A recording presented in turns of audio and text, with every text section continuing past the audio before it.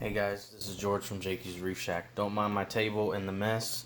This is just my kind of workstation where I mess with electronics.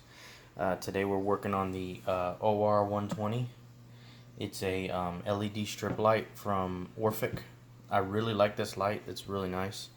One of the things that was happening is, and by the way, here's the light. They sent me a whole new one because I sold this to a customer and one side of the light was lighting up, but anything past this wasn't lighting up as bright as this side. And so it was still lighting up, which tells me the LED was probably making a good connection all the way across. It's just it wasn't right. And so we went through, and this side we didn't have to worry about it, but this side, I noticed that this side was 3.6 volts is what it should be. This side was like 2.2, and so I was like measuring all of them, and I couldn't figure out what was going on. But when I got to this fourth one from the edge, I noticed that it was at 20 volts, and I was like, yeah, that ain't right.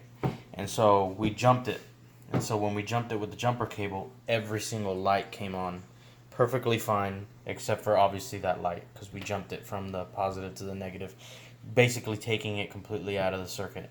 And so I'm glad that we figured out what was going on with it. I don't know if anybody's had issues like that, and sorry about I didn't really have the tools available. We're doing a remodel right now, and so I didn't have the tools. I've been working with a 30 watt soldering iron that sucks. It's just what I could find at the moment.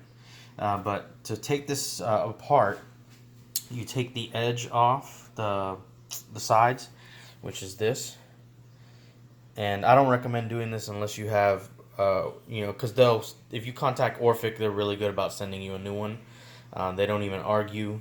You just send them a picture of it messed up. They'll send you a whole new one.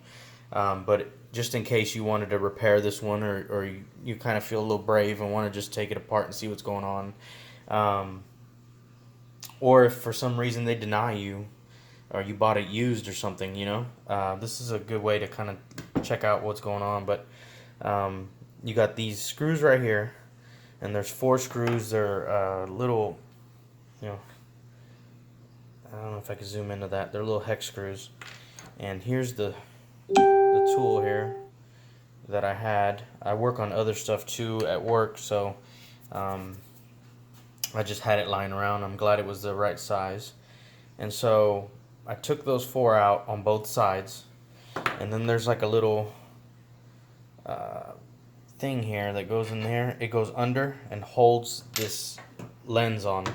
And so the lens is kind of like siliconed on there. And so it's probably, to make it watertight and whatnot, and the sides are as well. They kind of have a gasket. And so once you take the 3 screws, these screws right here, out of the one, there's one right here, there's one on this plate right here, and then there's one on the opposite side, plus that plate that comes off. Then you can start peeling the lens right off. Once the lens comes off, you can see that inside it's just a LED board, just regular circuit board, screwed in, and on the bottom under that is some thermal paste that goes all the way across the bottom, obviously, and then they screw that down in. And it looks like this one here stays in place, so it looks like, and the lenses just come out. They just pop right out. And so I think that what they do is they put that thermal paste down, then they slide the board in, push it down, screw it in place, and then put all the lenses in. And it'd be a lot easier to solder and everything, if I would have taken it completely out. But I just decided I just wanted to do it there. And so the LEDs are actually thermally bonded to the board. It's not paste, it's thermal, the sticky stuff, the stuff that gets it stuck to it. And so you kind of had to get a flathead screwdriver and kind of chisel it off. But before you do that, you want to snip the ends so you don't bust the solder joints on the board. And so that's basically it. So now we'll just order an LED. They're all 3 watt LEDs. The one that went out was a UV, and so we'll just order that and get it in, solder it in, and it'll be ready to go. just so you guys can see, I'm gonna plug it in to kind of show you. See, it's all lit up on this side. This side obviously is not lit up because I haven't jumped that wire. I don't have the... Let me see if I can hold the phone and show you.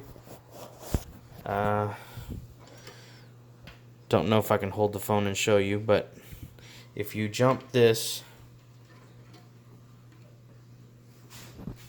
Hold on, I got a helper here. He's going to hold the phone. And so if you jump these two wires here, see, everything comes on. And so the problem that was happening is this diode here was faulty, so it was drawing all the voltage to it. It had 20 volts going to it, and so that dimmed out all the rest of them. And so since it dimmed it out, it wasn't working properly. And you know, when you're taking it out, it's going to completely fall apart. I mean, it's hard to get these out without busting them completely. And so that's basically it, guys. I mean, just let me know what you think. Like I said, don't do this if you have a warranty, if you just got it. Orphek will get you a new light. You just have to contact them, and their customer support is awesome. Once again, here's the light. It's the OR120. And like I said, they sent me a whole brand new light, no questions asked. And the customer will get the brand new light. This light will be repaired and either used or sold as used, or just used around here, just for stuff I got going on. So yeah, thanks guys, have a good one. Jakey's Roof Shack, check us out.